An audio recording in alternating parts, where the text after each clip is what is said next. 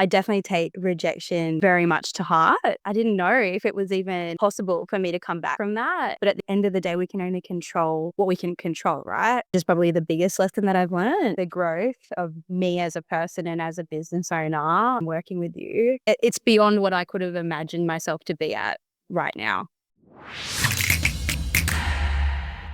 Hey Coach, Xenia Wood here, and this is the Swift Coaches Academy podcast, created for service-based business owners who are ambitious enough to break free from the forever hustle and create scalable businesses that truly make an impact while also giving us freedom. With more than a decade of experience, we're not here to waste your time on theory. Instead, just sharing what works and what doesn't to help you get clear as fuck on your next move and show you exactly how to implement the systems and strategies that you need to scale with confidence. Welcome back to another episode of Swift Coaches Academy. Today, I am pumped to have a student with us who has just re-signed for year 2, so something must be going all right. Kyra, how are you? I'm good. How are you? I'm good. We were just talking off air about how you first came into my circle, and I feel like you're not the first person to be like, oh, it's through, like seeing each other on social media and then following and then commenting and I feel like that's so cool. Like the fact that, I guess sometimes it does take people a while, like a fairly long time from who are you to, okay, I'm ready to get the support from you. But enough about that. Let's dive into firstly who you are, what you do, who you're supporting, and then we can talk about, I guess, your journey as a student so far. Yeah, so my name is Kyra and I am an exercise physiologist as a profession. What I do now is I help people with disabilities manage their fatigue, reduce pain, to be able to live more independently and maybe rely a little bit less on their carers for everyday activities. So yeah, pretty much I do a lot of home visits and hydrotherapy to help them. And I'm pretty passionate about sort of building a program that is very individual to a person and their lifestyle, to help, with things like grocery shopping and making sure that they can go and do activities like art therapy and going for a walk along the beach, if that's what they're after, and not sort of be fully out of energy and in pain while doing so. And I feel like, there's so many people in the NDIS space who I think, unfortunately, are sort of like grabbing for a quick buck, because we know that Yep, if you're in allied health, it's quite a pretty penny to work it with those is. clients. But I think the incredible thing I see you doing is just the amount of care and passion that oozes out of you when it comes to these topics, and how you genuinely are doing this for the reasons to help support and build a community and help them, like even talking about like art therapy, walking on the beach, like it just simple things that I think most of us take for granted when we're not in the disability sector. But I think specifically as exercise physiology in that space, there's such capacity for more people to actually give a fuck Yep. and support people more than just for their own back pocket. Absolutely. I think like coming from, because when I was studying, I was a support worker. And so when I was doing my bachelor's in exercise science, it was very sports specific. So a lot of the placements were, in like athlete development really. And I sort of always knew, because I was doing the support work on the side, that that was a lot more of my calling, and the compassion and the difference that that brought to my thinking and how I could sort of expand all of my knowledge that I was learning in my bachelor's and then eventually went into my master's. I definitely think that's always been my calling, is to sort of go into that area and help, people that just they don't really, they don't know what to do. They don't know what's safe. So then they get a lot of fear around exercise and physical activity and they just don't do it. So yeah. I love that. And as you were talking before, I just remembered, I think it was our very first conversation that we had. You'd been pretty burnt by another business coach and you were like really resistant. You were like, I don't want this to happen again. Like it was very much like, I don't know if I'm going to be in the industry kind of vibes, is kind of what I got from that.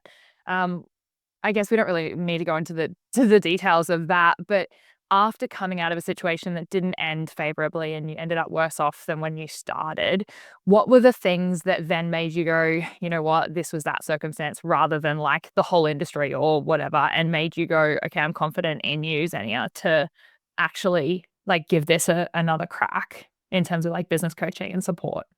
Yeah, like, without going into it, 'cause it's not really something that I've, talked about to anyone other than yourself, if I'm honest.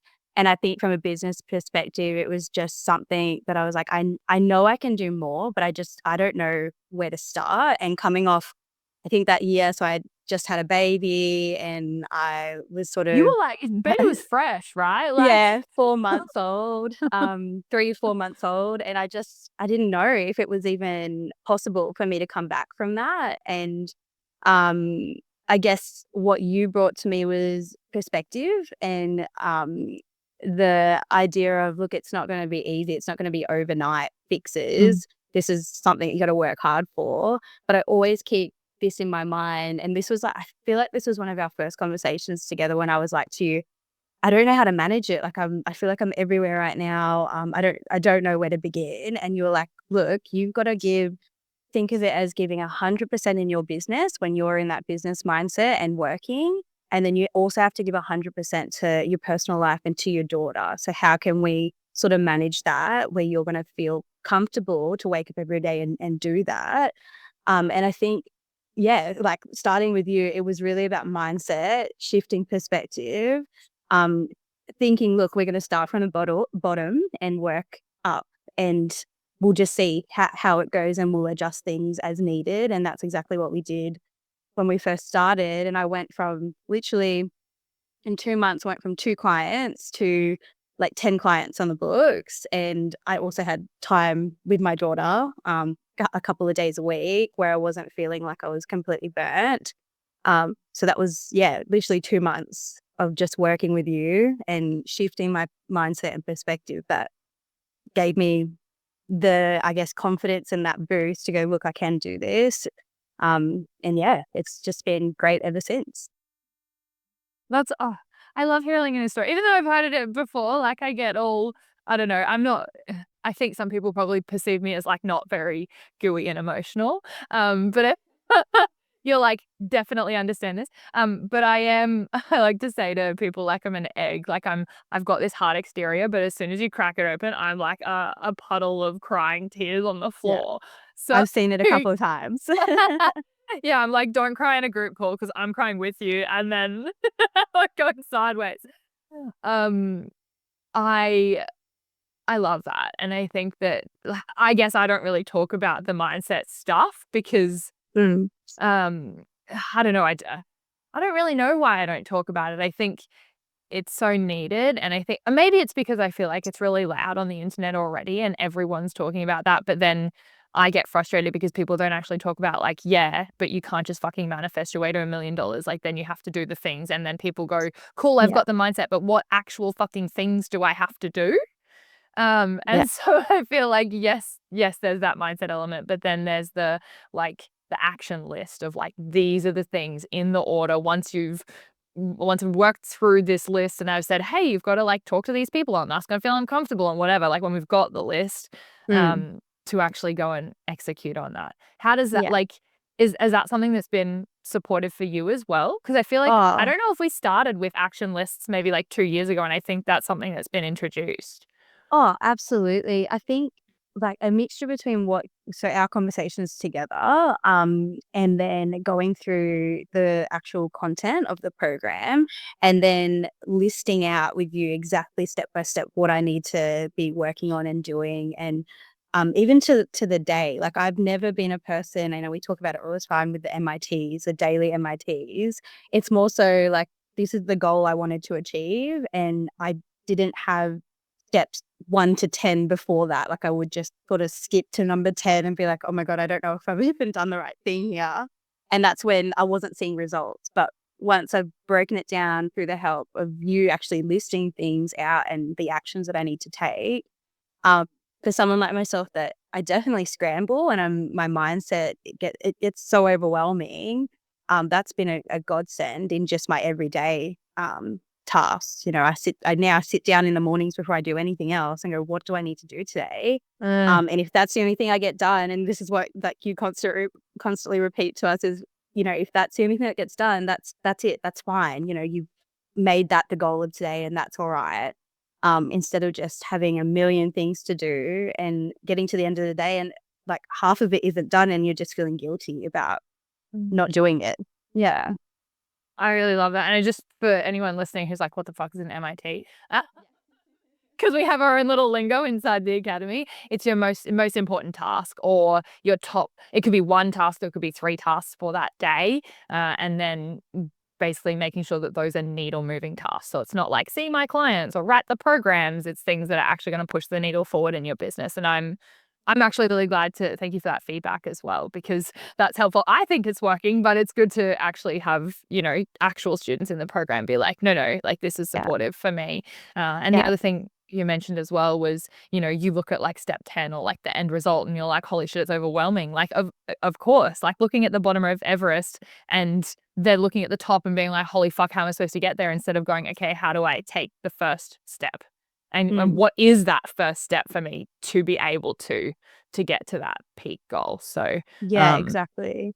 And the perfect. other thing I was going to say is like with the mindset area, like I can't tell you how many times I've gone back and actually done the module that you give on that mindset shifting, because I feel like that's something like as soon as you get a little bit of doubt, and I'm someone that gets that like a lot, I need reassurance, and that's just sort of helped so much more to go, okay, well, where am I starting? Where do I need to go? And yeah, I've done it like I feel like in the last year I've done it like 5 or 6 times, but it's given that first step to then go, okay, well, this is what I need to do now. So yeah. Mm. Powerful stuff, hey, and that's kinda like why Mm, we start with that in terms of the clarity piece. It's like, cool, I can give you the strategy that's gonna work for you, but if something comes up for you where you feel something or you're resistant to it, then it's like, it doesn't matter what strategy I give you. If there's something like, we have to work through the resistance or the reason why you think that that's not gonna work for you or whatever to get to where you wanna go. Beautiful. So let's talk about because I think early days definitely it was a lot of mindset shift. I also would love to talk about there were some things with you. I think in terms of in terms of like I want to say emotional regulation. I in terms of you used to be so kind of like charged or frustrated by certain situations, or a client would cancel and you would take it really personally, or like there was lots of little moments like that. And I don't mean to say that to call you out. I think we no. all go through those things, and I would love if you feel comfortable to sort of share how like working through that with me supported you and maybe not even just in business. Yeah, yeah. No, I think that's I guess again, like over the last year, lots of hormones like throughout my body. But when I look over the last like my whole life, I guess, I definitely take rejection very much to heart. And I think it's just because I'm like, oh, did I not show up for this person? Did I not do enough for this person? And yeah, like the last year, especially with the shift in the NDIS in terms of funding cuts, and there's still a lot happening at the moment. You know, I had quite a few clients just overnight, like I just lost them, and it was all to do with funding, and there was nothing I could do to control it. But definitely I took it to heart for a couple of them because it was like, well, I'm actually going to pull you out to then put someone else, like a support worker in that's cheaper to do what you're doing. And I just think to myself, well, like, why am I not good enough? That was me back then. Mm. But I think with you and bringing those conversations to you and those scenarios, you sort of made me think about situations like having a little bit more of a lighter sense, I guess. Like it's always good to Mm. care, and that's always what you have said to me is it's okay to care, but at the end of the day, we can only control what we can control, right?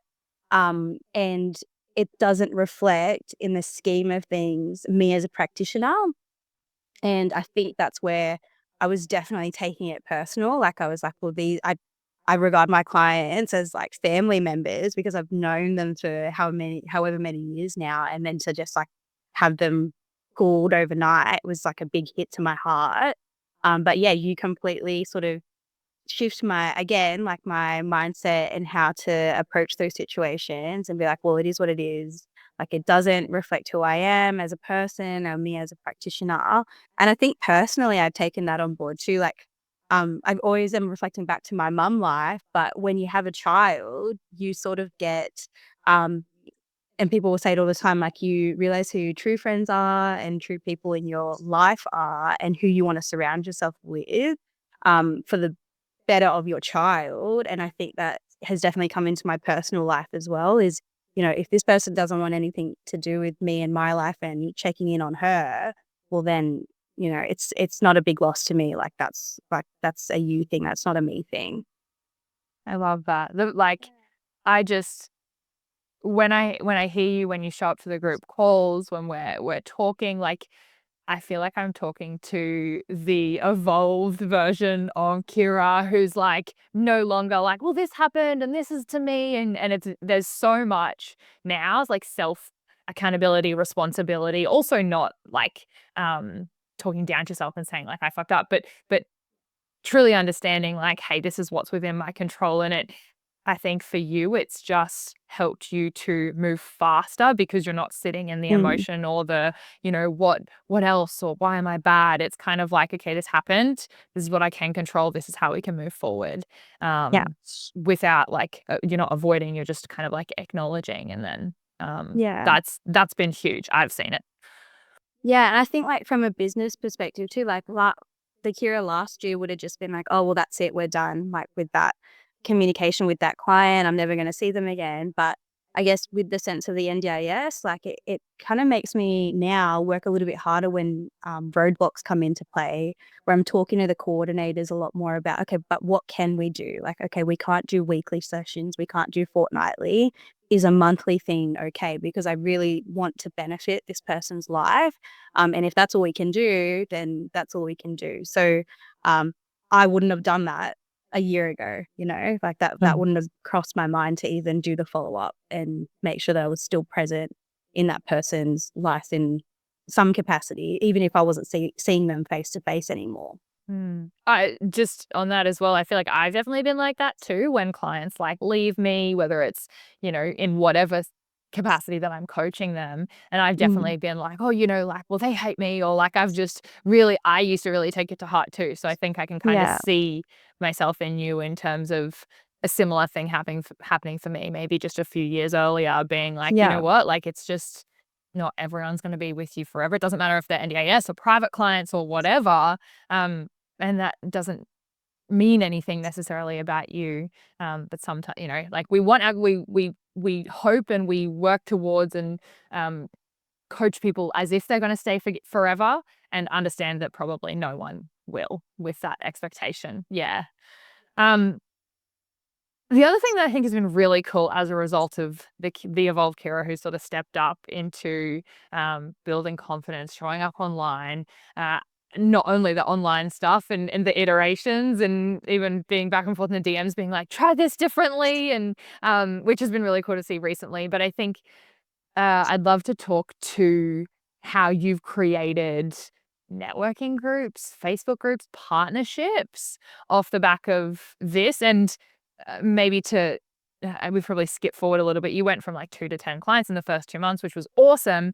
And then, now there's team members. You've also got a partnership with like mm, like a hospital. Like you've actually done really fucking well. And I think you need to yeah. acknowledge and accept that, because I know that But still sometimes it feels hard to kind of like celebrate those wins. But how did you go from, 10 clients to now I'm gonna have a staff member? I'm gonna, create a partnership with a hospital, and like you did an international like conference speech over yeah, Zoom. Like how did that happen? I guess, like, firstly, thanks, because I do think when you're working on your own, you don't reflect on the good things that you've done. So when you say it like that, I'm like, "Oh, I have done quite a bit in the last year." But I guess the biggest thing that you have taught me is that the networking is key, and I've always known that. I mean, my parents coming from a business background as well, it's who you know and it's word of mouth. And that is definitely where I have gotten a lot of my referrals and clients from is more so that word of mouth. But the networking side of things, I'm gonna be honest, shit scared to start it. I still get a little bit of anxiety when I have to go and do a networking event or something. And I guess being like by myself too, like you can't just sort of bring someone along with you from the team and have that I guess like that little bit of a buffer there too. Like it's just you. And yeah, I guess the biggest thing is like the reach out. And I guess like looking at how you approached me, like that was sort of the first little, I guess, like blueprint that I followed. And I was like, well, this is how Zen used to like, like contact me. And it was just like friendly, like hellos and not really anything to do with business and partnerships to begin with. So I guess that's where it all started, but then also making time in my week to block out going to a networking event, going to an expo and not necessarily having a stall because I guess like when you're first starting, the cost factor comes into play. So that was something I was like, I'll just walk around and just have a conversation with as many people as I possibly can. Um, and yeah, that sort of like linked into well, the oncology hospital was at an expo that I did have a stall at. I bumped into an old uni friend, and he is also another EP, and he'd just seen me that week, and then he had the manager of the oncology hospital approach him about doing some work, and he said, "Well, I think I actually know someone that would do an even better job." And he directly referred me to them, which was amazing. Um, so I guess just again, being present and having those conversations with people from your past and present, because you never know who you're going to be talking to and what opportunity they may have for you, which is probably the biggest lesson that I've learned. But it was also when I started doing the networking, I felt like I was really quite salesy to begin with. So the conversations that you and I would have, and also in the groups, was like, how do I not do that, but do it at the same time? I guess like so present myself and present my offer, but also sort of be a little bit more personable on that level with them, more of a friendship, I guess. Um, and then, yeah, that's sort of how, like I've got a physio partnership now. They're based in the north side of Brisbane, but they've got some contracts down here, and in the Logan area, that they can't service the EP. So, that was just a conversation that I had in an expo with them, very briefly introducing myself, um, and using the techniques that we've sort of talked about. And yeah, the next couple of weeks they're like, "Oh, we lost your details, but we were asking around and found you again. Can we start something?" So that has been quite a big thing. And then when I was a bit stuck, I just decided, look, I'm thinking maybe what else can I do? And you suggested maybe you start your own networking event. And that was just a one-off lunch that I did last year that has now turned into a monthly meeting. I So, think even before that, it was just to start a Facebook group, right? Like oh to yeah, it was the yeah, NDAS to create a community of people so that you could find potential partners and people yeah, I to forget. refer. Yeah. Yeah, and then from that, I was Yeah, like, how do we capitalize on this? How do we create more community? How do you become the authority, the thought leader in this space so that it's like, oh, this Kyra is obvious and her team are obviously the ones that we're going to for exercise physiology in this yeah. sector. Yeah, so that now has when did I think I started that, like, late last year, and it now has, like, over 200 people in the group. So, yeah, I completely forgot about that. Thanks for bringing that up. Yeah, but that's definitely been a game changer because I guess I get to now voice what I want through there, and I'm the center. So, it sometimes, and I think we spoke about this, when you do things like that without sort of putting too much effort into it, you're the, like, forefront of someone's mind. "Oh, Kira's got this group. She's the host of this group, and she also has a networking event that she now hosts." So I guess even without me sort of trying now, people just know the name of my business, me as a person, and I guess that showed for because I went to a network, like an expo in Logan last week, just for a walk around. And before I even got to some of the stalls, some of the like health professionals and the business owners were like, "Oh, I know you. You were at this networking event, or I came to your networking event, like last year in October." And I'm like, "Oh yeah, I remember you." So that sort of gave me a bit of a confidence boost, like, oh, like that was my biggest goal last year, was to get my name out and to build the business name. And now people are recognizing me and knowing exactly what I do before I even have to start the conversation and about it. So yeah. So good. I'm, like, filled with pride right now, like, trying to, like, if I was a visual representative, I'd be, like, beaming, but that I'm so happy for you for that because, like, I think the other side to this and why this has been so successful to you is because for you is because you've worked through all these things of like, "I can't, I feel scared, I'm nervous, I'm gonna do it anyway," and then you've also, just taken the action, stayed open, and made the outcomes of these things be just data as opposed to like anything that means anything about anybody. And just taken the action and pivot, like done this and tried it and tested it. And I think the sort of the test retest mindset as opposed to like failure or success Mm. has I think it does everyone in business really well, and the faster I've seen you move and the faster you've failed forward or you've failed in ways that you're like, okay, well, I'm going to edit this or adjust this, but it's still been in like a forward trajectory because you still have that really clear, solid outcome destination that you're working towards. I think that's been really cool to see because you're just like now you're just kind of like a fuck around, find out, kind of like I'll test it and see how we go. And if it doesn't work, then let's just do something different. Honestly, it is that. And I guess that's like exactly how you just explained it. There was a time there where I didn't even want to test. Like I was like, I'm not confident to I think I definitely come across as being confident and I can hold myself well, but inside, like I had to work on that so much last year. Like I the self-doubt is just it can take over, but I guess, yeah, the more you practice it, right, the better you're gonna get at it. And, I'm definitely still practicing and testing. But it's like the transition and the growth of me as a person and as a business owner in just under a year really that I've been working with you has been like it's beyond what I could have imagined myself to be at right now. Hmm. Yeah. That's so lovely. On the self-doubt topic, I feel like, okay, the caveat is everyone feels this, and this is not a, so I think let's just normalize that, like, that's just an everyone thing. Doesn't matter what level or, new level, new devil kind of vibes.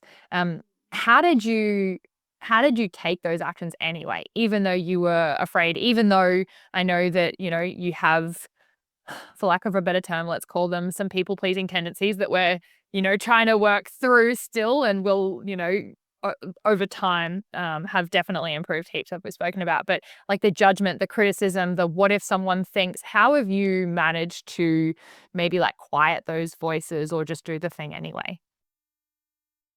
I guess sometimes, again, this is both like in my personal life, I would internalize that quite a lot. Um, and I guess the thing about coming into the program, which I think has been so beneficial for me, is when I've had really bad days, I've voiced it. And Mm, everyone that's in our program knows that. there's been And some tears. and it's not intentional. Like you're trying to just talk your challenges out. And I guess like I'm a very emotional person in general. So it just sort of comes out as yeah, quite emotional and tears and um over explaining things quite a lot. But yeah, it's I guess that's been the biggest thing for me is actually voicing it. I've started a lot of like journaling, like weekly. If I don't do it every day, I try and do it weekly, and I try and give myself a lot more of the wins. And if there has been challenges, how can I turn that into a win? How can I, learn from that? Um, and I guess that, yeah, that would be probably the two biggest things that's different is being able to speak to people about it that are going to, like yourself and like the group sessions that we do, how you guys can give me so much more feedback on how I can grow from it rather than just sitting in my emotions, I guess. And then the journaling is that self reflection. I feel that have never really done. Um, and yeah, like to this day to have like the feeling of like I don't really like if someone is criticizing me or giving me an off vibe, like I would literally hold on to that. If it was me last year, but now it's sort of like that was 2 seconds ago. Like that's in the past. Like it's behind me now. Like let's move on. So yeah, So good. Oh, yeah. Did I that explain your actually question? I don't know yeah, if I just I yeah think so. yeah I actually it's so funny you said that in terms of like just voicing it and coming to the group with those challenges because I think sometimes in group programs like there can be some initial like hesitation because it's new people and like then there's Kira crying and then you're like whoa no I'm kidding it's not like that at all everyone's so is so lovely and I feel like there's so much support not only in those moments when we're in the container, but like outside of that as well. And I wrote down, I love how honest you are with yourself, with me, and with the community to be vulnerable because I think when you have decided, you're going to go into something like a group program and you know it's that way, then withholding or keeping those things in, it like doesn't serve anyone really. Like you don't get to benefit from voicing through and working through the shitty middle bits and then no one else gets to learn from you as well or feels potentially courageous enough to then go and say their harsh truths as well of things that feel maybe a little bit nervous or awkward to share. So yeah I really love that you voice it. And I think when you voice something, it no longer owns or has power over you. I think you then it's kind of like Taylor Swift does it, Eminem does it, like in their songs, how they like call themselves out and they're like, yeah, I'm this type of person. And so then when anyone else says it to them, they're like, well, I already said that. So like you can't, that doesn't hurt me anymore. yes yeah Um, and I think that in its own way inside this program is really powerful that you've shown up and you've said like, I suck at this, or this is what I need help with, or, I fucked up with this client so that it no longer has that power of you of like, oh my God, I fucked up with the client and it kind of ruminates. yeah yeah because it does like if I look back on my life, that's literally how I've taken things, and it's just it's not worth it like because it bottles, and I feel like it internalizes and keeps there until literally you're at a point where you just explode. Um, and I'm not doing that anymore. Like this year, especially, I was like, I'm not doing that anymore. If I have a problem, I'm literally going to say it out loud, to someone or just, to the air and get over it. Like it's just time to get over things. And it's a wasted energy, really. Mm. Yeah. So speaking of energy, little Yeah. segue, what are you now investing your energy into to level up your business? Because you do have staff member, you do a lot of like networking now. You obviously have a client base of your own as well, but then you're also very disciplined in terms of your boundaries of like, no, this is my time with my daughter versus time with work. And obviously you outsourced with staff. Maybe not obviously to people listening, but for obvious Mm. stars, you outsource to staff because you're really, really firm on wanting to create, a lifestyle that you love that doesn't take away time from your family. Yeah. I guess that's you pretty much summed it up, but, the energy that I'm placing, like, right now currently is, I guess what I wasn't doing last year, and I wasn't scheduling to the best of my ability. So I would schedule outside of the hours that, I sort of gave myself to work, and that was definitely going into the family time that I was then feeling like, "Oh my gosh," like, coming back to that first part that we were talking about, I'm not putting 100% into the business, I'm not putting 100% into my family. How are we gonna fix this? So, I guess the main thing I'm working on is making sure that the networking and the things like we're doing a community walk now once a month, where people can come down. Um, Carers can bring their clients down to the Broadwater Parklands here in Southport, and we just go for a nice little walk and have a conversation. And obviously, it's a way that I can sort of speak to people that may need my services. But those things are done on the days that I am working, and it's increased to 4 days now. Like I've given myself 4 days because I just felt last year I was giving myself just 3 days, and it wasn't enough for me to work on those things. So it wasn't the time where I could do the networking, I could do the walkthrough of the expos, I could contact people. It was just more face-to-face time with my current clients. But that then gives me the ability to have one full day off with my daughter who's 16 months old. So she definitely still needs that presence of mum. Um, but it allows me to go, there's no phone calls being taken on that Monday. There's no emails being responded to on that Monday. Everything can wait for those 4 days at the end of the week that is just purely based on work. But yeah, that's pretty much the biggest thing to try and drive the business forwards is I think I was missing out on those really key times to schedule in um, the ability to create new leads and to make new connections and potential new partnerships. And I was just sort of rushing it and putting it anywhere I could. Uh, but this year it's very much focused on, yeah, making sure that's a part of my weekly schedule, not coming into family time. Mm.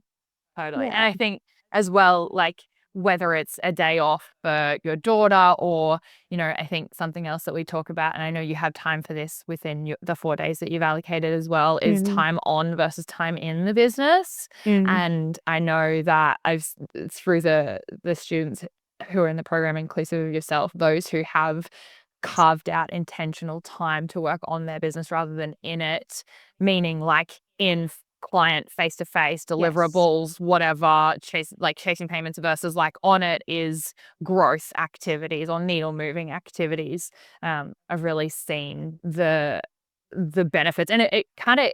I don't know about how this feels for you, but I think that a lot of people initially have resistance because they're like, well, if I'm not doing the things that make the money, then I'm not, like that's maybe counterproductive versus like looking at the long term and going, well, long term, I know that I have to get more clear so that I can reach intentionally out to partnerships or whatever to build and grow.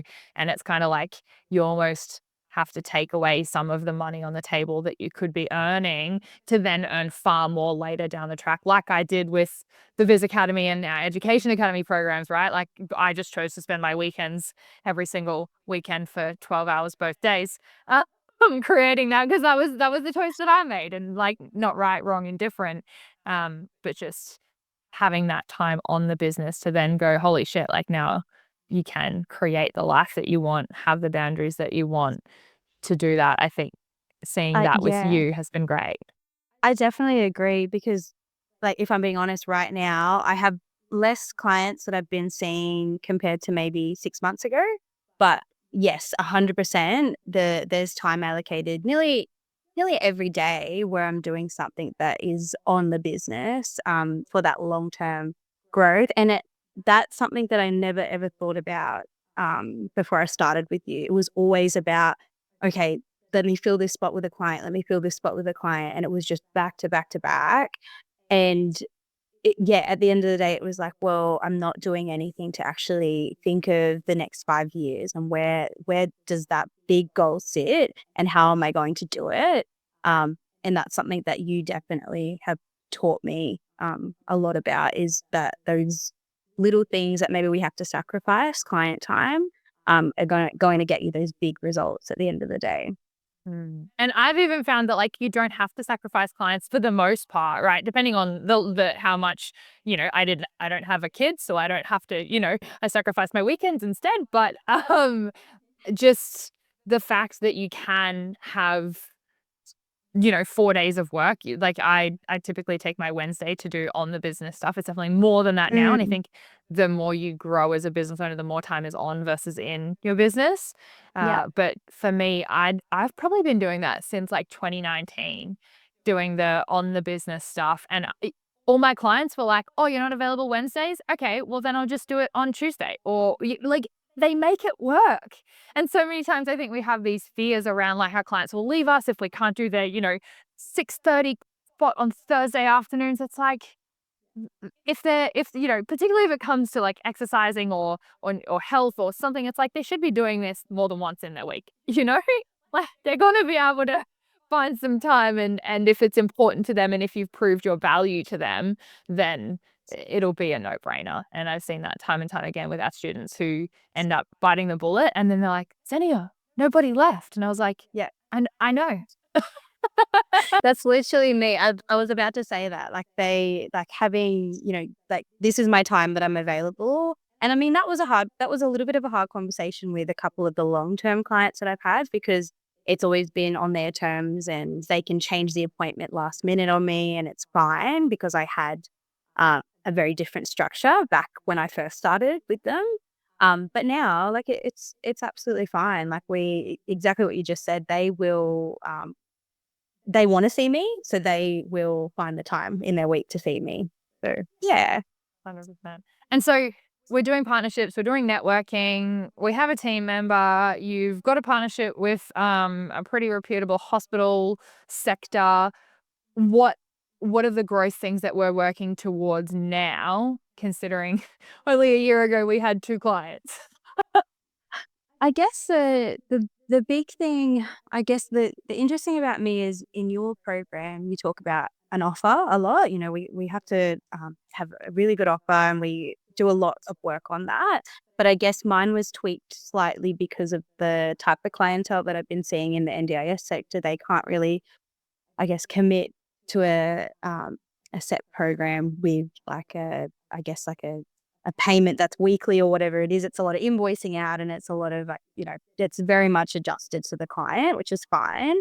Um, but I guess the biggest thing would be, I've tried to start some group programs. And I guess that in my mindset too, it's to adjust what's happening in the funding sector of the NDIS at the moment too. I want to be able to reach more clientele, and if the one-on-one services is something that is not reachable for them in terms of funding, the group class is a definite, more financially beneficial, social beneficial, way of doing things. So I guess that's the kind of next step, is trying to really push the group program out. Um, and have people sort of funnel into that. And then potentially, if they do start with that, it can be like a cross referral into the one-on-one services that I do have, and vice versa. So yeah, So cool. And then again, that's time leveraged for you because per group it will be total dollars more, but per client it's going to be less for them. So it's really a win-win in both scenarios where you can support more people and get more financial outcome from that, but they're not investing as much financially. And I think yeah, this just reinforces how truly client centric you are in your approach to things because you're not like, I'm going to make more money doing the group programs. You're like, okay, I've seen the funding. I'm watching the writing on the wall when it comes to NDIS. And, I think we've spoken too about the fact that I don't think that having your entire business leaning into government schemes because they can literally pull the pin or change your business on you overnight. And I think having something more robust is definitely supportive. And in terms of the offers for you, I think group programs are great offering. And then also I think, we've obviously tweaked your initial offer in terms of how do we get these people in the door if it's not them committing to, like a 12-week, 6-month program, based on how the government wants to bill and charge for NDIS specifically in this case. uh, Beautiful. Oh, so many things. And just the amount of growth that you've had in the last, what, like 13-ish months since we've met now has been huge, and I'm so pumped for year 2. sure. And I think So, okay, the last thing that I do as a little tradition, closing tradition on our podcast, is I ask all of our guests one action item that they would recommend someone who's listening right now takes as a result of the conversation that we've just had. So this could be on, getting out of their own way. It could be something mindset, it could be partnerships, it could be networking, whatever it is. It could be something, but something tangible that someone listening could take away after listening to all of the incredible things that we've just spoken about so that they can move forward in their business. Yeah, I guess coming from me, the biggest challenge was balance. And I guess I'm speaking to all the people who are sort of new parents as well, men and females, right? Trying to figure out a way that you can get into your mindset that you can have a business and you can have a family. And I think, especially for the girls, like we sacrifice a lot having children. And it's definitely something that you've got to work on. But if your mindset is in the right avenue, in the right place, you literally can, like we've spoken about the whole time, step by step, action yourself out to get to where you want to be, in terms of both your business and your personal. Because I guess if you're not balanced in your personal life, and this is like for everybody, if you're not balanced in your personal life, you're not balanced in your health, you're not balanced in your business, everything is going to be very chaotic. And that's coming from experience. But if we can balance it all out and have look at the holistic perspective on where you want to be in your family, in your business, and looking after yourself, that's when everything's going to align really nicely. So I guess that would be the biggest take home for people listening is that if you're finding that your life is really chaotic right now, it's probably coming back to mindset and coming back to the balance of where you put yourself in each of those categories, and how can you sort of fix that, to be really nicely balanced, because that's when you're going to see everything sort of grow, the way that you want it to be. And so tangibly, I think Mm, to add on to that in terms of like realistically setting healthy boundaries, getting clear on like your schedule and when you are and aren't working. And I know before you mentioned, I'm 100% with my family and I'm 100% with work, obviously not at the same time, which we were trying to do before. And then I remember you being like, but I can't. I'm like, of course you can't, because you can't be 200%. That just doesn't math. But being able to go, you know what? I have decided this is the time that I am going to, spend on work. And so I won't be present for my daughter because this is work time. It's not mum yeah, time. yeah, And so I think, yeah, on that, I think creating healthy boundaries, letting your people in your inner circle know, like, hey, I need to not be interrupted, or you need to take my daughter, or whatever it is, yes, so that you can just be on and do the work thing, and then you can go and be mom or partner or mm, sister or whatever, and then you can be present with them and mm. have that component as well. Because I think, that sort of mum guilt was a real thing for you for a Oh, while, or probably 100%. still is to It a still degree. is, and it will never go away, and that's the thing that I like. I have friends who are parents, and they're trying to start their own business, and they're going through the exact same thing. And it sounds horrible, but you do need to go, "Okay, look, you please just watch her, for 2 hours while I get this done? I cannot focus on 2 things at once." And that's just life, you cannot be 100% on 2 things at once. That's the biggest thing that I've learned. And yes, that's gonna make you feel a certain way potentially, and that guilt will come over, but at the end of the day, it's the long-term thing is what, I think is the biggest goal, and the more you can get that balance, the better it's going to be for every single aspect of your life. I love that. The only thing, and this is not like, this is not not to tear down the fabric that you've created, Yeah, but this is obviously just to put my perspective in, and yeah, I think it's just wording, really.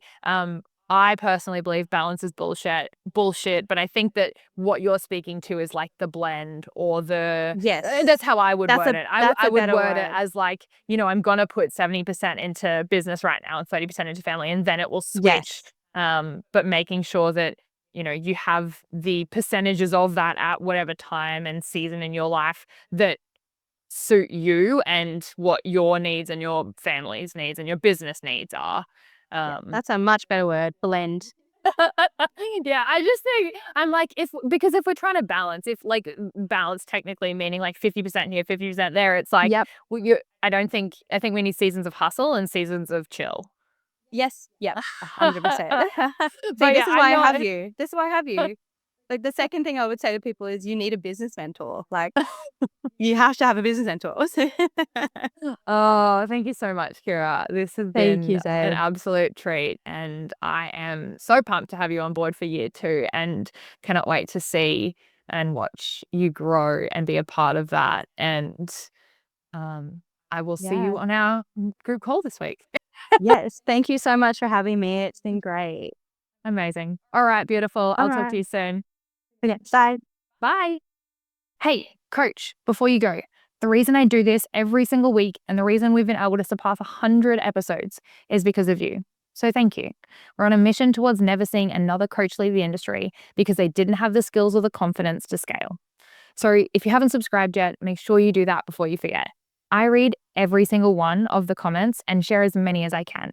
So if you found this episode valuable, sharing it with a friend who might be able to benefit from hearing it would honestly mean so much to me. Until next time, and in whatever you do, move swiftly.